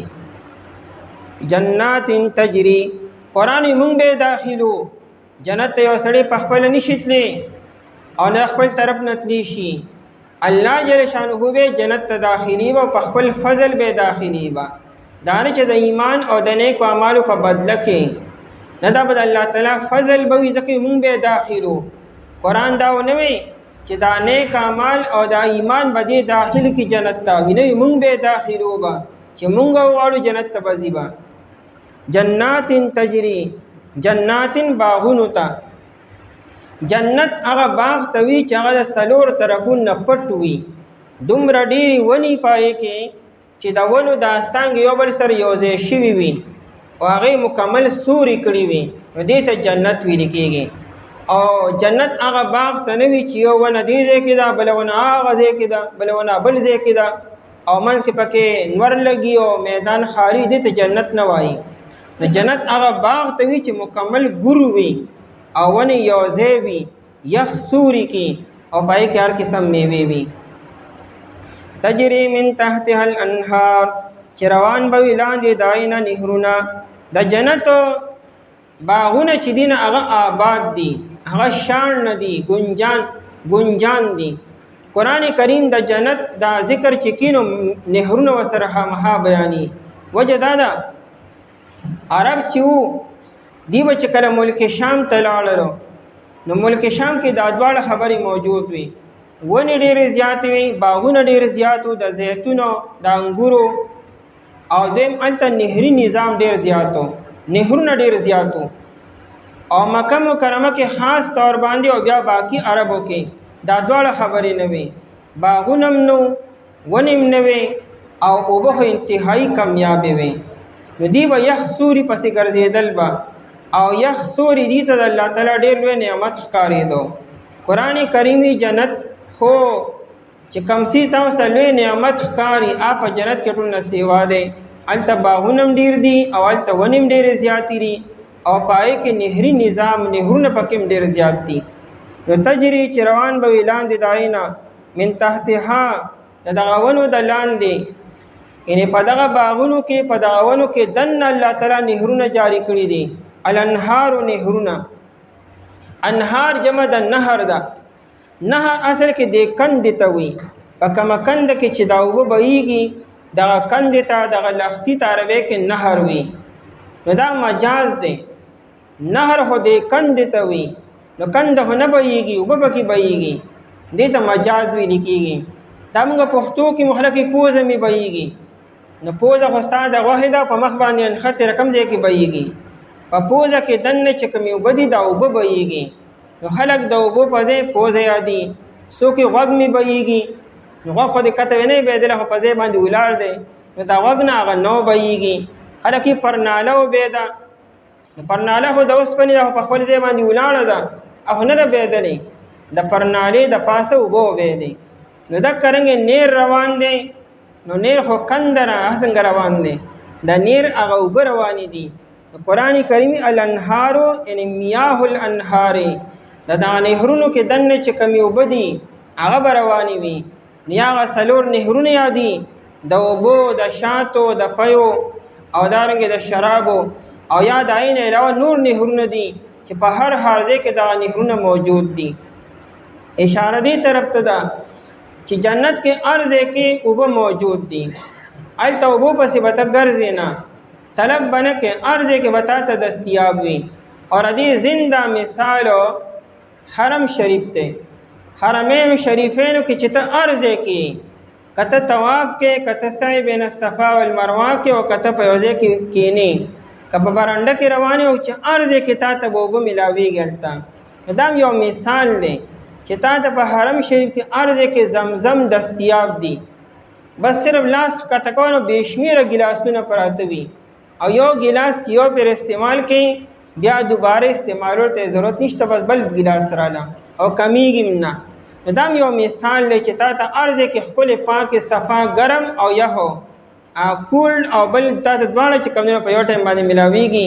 من تحتها الانهار، لاندې د آینه نهرونه. خالدین فیها، پاتې کېدونکي به دي پای کې. خالدین د خلود نه دی، او خلود په یو ځای کې ډېره زمانه پاتې کېدو ته وایي چې دا یې انتها نی معلومه. قرآن کریم ورپسې ابدن وي، نو دا پاتې کېدل به همیشه همیشه لپاره به وي. یعنې داسې یو زمانه به جنت باندې نه راځي چې د هغې خاتمه وشي. د انسان د سوچ نم سوا، یعنې انسان چې کوم حساب کتاب پیژني، که هغه په قربونو او که د علم سوا کلونه وي، دا بیا معلوم دي. قرآن یې دینه بعدم چې د انسان د حساب کتاب نه سوا عمر به انسان موجودي. دې کې رد شو اصل کې په دې معتزلو کې یو فرقه ده، جهم بن صفوان وی په جنت بم یو زمانه داسې راشي چې جنت به بیا ختم شي او جنتان به بیا مړه شي، او دارنګه په جهنم بم یو زمانه داسې راشي چې جهنم به ختم شي. نو قرآن کریم بار بار د تاکید الفاظ استعمالی، همیشه همیشه لپاره ابد الآباد دپاره به انسان په جنت کې وي او انسان په جهنم کې وي، ختمېدل او فنا کېدل نشته دی. لهم فیها ازواج، دا ډېره غټه خوشحالي ده چې تا ته یو ځای د همیشه لپاره وي. تا ویل که ما ته همیشه لپاره الاټمنټ وشو، وی دې ما ته ملکیت میلو شو، که یو ښکلی محل دی، که یو ښکلی بنګله ده، که یو ښکلی فارم هاوس دی، که یو ښکلی قصر دی، لیکن ته پکې عارضي طور پاتې کېږي. که تا ته لکه تر 30 ساله پورې بیا هم تا سره غم یاره 30 سال بعد بیا څه کومه. قرآن کریم جنت یادي وي تا ته به همیشه لپاره میلو شي.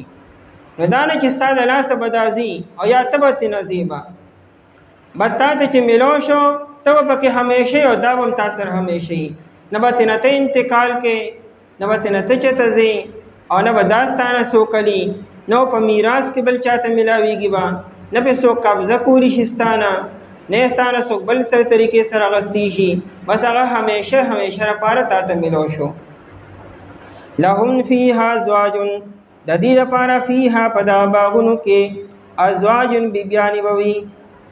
باغونه هم دي، هر څه سهولیات موجود دي، انسان پکې یوازې نه، د انسان د تسکین دپاره، سکون دپاره، آرام او راحت دپاره د هغه د جنس نه بیبیانې به وي چې انسان ای سره سکون حاصل کړي. لتسکنو الیها، قرآن کریم وی موږ ستاسو د ذات نه ستاسو لپاره بیبیانې پیدا کړې. ولې؟ لتسکنو الیها، چې تاسو سکون حاصل کړئ هغې سره. انسان خپل جنس سره مانوس کیږي، او چې د جنس نه یې بل څوک یې سره دې نه مانوس کیږي. نو جنت کې به د انسان د جنس نه بیبیانې به وي، هغه هم انسانان به وي. نو هغه لهم فیها، د دې دپاره په دغه جنتونو کې ازواجن بیبیانې به وي.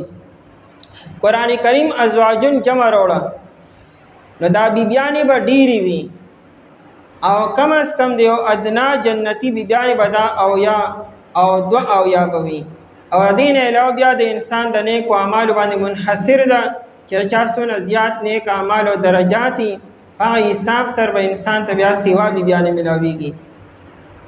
مطهرتونو، بیا دا ډېرې بیبیانې چې دي، نو د دې منځ کې به د دنیا په شانتې زندګي نه چې انسان به پریشانه کېږي، به انسان ته به مسلې جوړېږي، به دای د نانو نفقه مسله، دای د خرچې مسله، هغې د وخت ورکولو، هغه ټول خوشحالولو، د ټولو د مرضۍ مطابق کارونه کولو، نو دا دنیا کې ګرانه ده.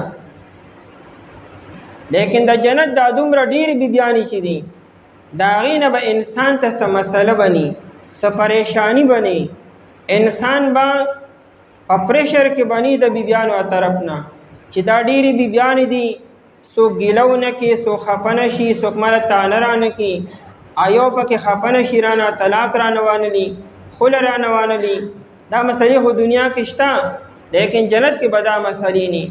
ټولې بیبیانې به همزولي وي، یو برابر به وي، ټولې په حسن کې یو برابري، په عمر کې به یو برابري، اخلاق به د ټولو ښکلي وي، او دارنګې په حسن کې به ټولو په انتها باندې وي، او هغې به د خپل خاوند نه به زاریږي او قربانیږي به، او دا سړی به د خپلو بیبیانو نه قربانیږي او زاریږي به.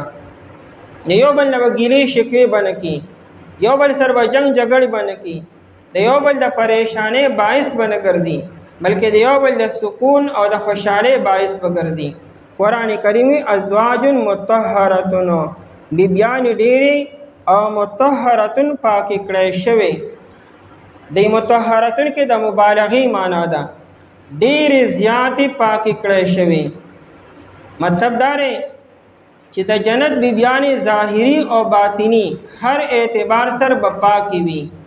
ظاهري پاکوالی دا دی چې د خولې نه به لاړې نه ځي، غاښونه به یې زیړېږي نه، د خولې نه به بدبو نه ځي، د پوزې نه به چې کوم دی نو هغه پوزه به نه بهیږي، په سترګو کې به خیرې نه پیدا کېږي، په غوږونو کې به خیرې نه پیدا کېږي، په بدن کې به خیرې او بدبو نه پیدا کېږي. به دارنګې د بیمارو نه چې کوم ماهواري بیماري دې نه به دا مکمل پاکي به وي.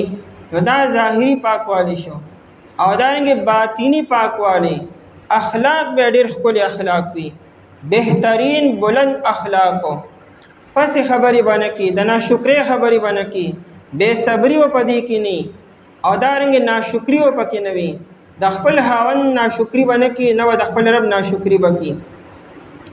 او دارنګې چغلي، تکبر او غیبت او د یو بل بد رد ویلو، یو بل سره جنگ جګړې کولو، دا خبرې اترې په دې جنت بیبیانو کې بني. نو باطني اعتبار سره ښکلي اخلاق به وي، او ظاهري اعتبار سره به پاکي وي. نو په هر اعتبار سره پاکي، مطهرتون پاکي کړی شوی، او ډېرې زیاتې پاکي وي په هر اعتبار سره. حدیث کې راځي، علی رضی الله تعالی عنہ فرمایي، نبی علیہ الصلوۃ والسلام فرمایلو چې په جنت کې به حور عین یو غټه حوره ده، هغې سره به انسان یوځای شي، او نورې حورې به هم ټولې یوځای به شي. نو د جنت دا حورې به یو ګانه وایي په خوږ اواز باندې او تیز اواز باندې، او هغې به وایي وی نحن الخالدات فلا نبید ابدا، مونږ به همیشه همیشه لپاره ژوندی یو، او مونږ به چېرته فنا کېږو نه او زړېږو به نه. او بیا به وایي ونحن الناعمات فلا نبعث ابدا، مونږ به همیشه ناز و نعمت والا تر و تازه به یو، نو په مونږ باندې به مړاوې والی او محتاجي نه راځي. او بیا به وایي ونحن الرادیات فلا نسخط، مونږ به همیشه خوشحاله یو، د خپلو خاوندانو نه مونږ به چېرته هم غوسه کېږو به نه، ناراضه کېږو به نه، او خفه کېږو به نه. او بیا به وایي توبه خوشحالي ده لمن کان لنا وکنا له، چې څوک مونږ ته میلاو شو، چاته مونږ میلاو شو، چې څوک زمونږ دپاره دی او چا دپاره مونږ یو، هغه ډېره خوشحاله خلک دی. نو کله چې د دنیا دا بیبیانې دا خبرې اوري چې د جنت بیبیانو خو دا خبرې ترې وکړې، نو د دنیا دا بیبیانې دا به د جنت سردارانې وي. نو دی به ورته وایي وی نحن المصلیات، مونږ دنیا کې منځونه کړي دي، وما صلیتن، تاسو ګورئ چې تمون نه لرې کړی جنت کې. او بیا به ورته وایي ونحن الصائمات، مونږ دنیا کې روجې نیسلي دي، وما صمتن، تاسو روژه نه ده نیسلی. او بیا به ورته وایي ونحن المتوضئات، مونږ په سردۍ کې په یخنۍ کې اودسونه کړي دي په یخو یخو اوبو باندې، وما توضأتن، تاسو خو چې اودس نه لرې کړی. او بیا به ورته وایي چې ونحن المتصدقات، مونږه صدقې ورکړي دي او ما تصدقتن او تاسو صدقه نه ورکړئ تاسو خو الله تعالی جنت کې پیدا کړی یې او موږ د دنیا د تمامو مراحلو نه راغلي یو دلته کې نو عائشه رضی الله عنها فرمایي چې د دنیا د بیبیانې به د جنت په حورو باندې به غالب شي ځکه دې قربانۍ ډېرې دي دنیا کې دا دومره قربانۍ بیبیانو برداشت کړي دي دا د وجه نه الله تعالی جنت ته بوتلي دي دنیا دا بیبي به د انسان د جنت د حورو سردار به وي او خفه کېږي به چې دې به دنیا د عادتونه بني دا به د هغې سرداري خو منیټري او پې نه کي بلکې دا به د هغې نه قربانېږي زارېږي او هغې به د دې نه قربانېږي او زارېږي به وندخلهم او موږ به داخلو دي لره ذلا ذلیلا سوري ګورته ذل عربی کې سوري ته وایي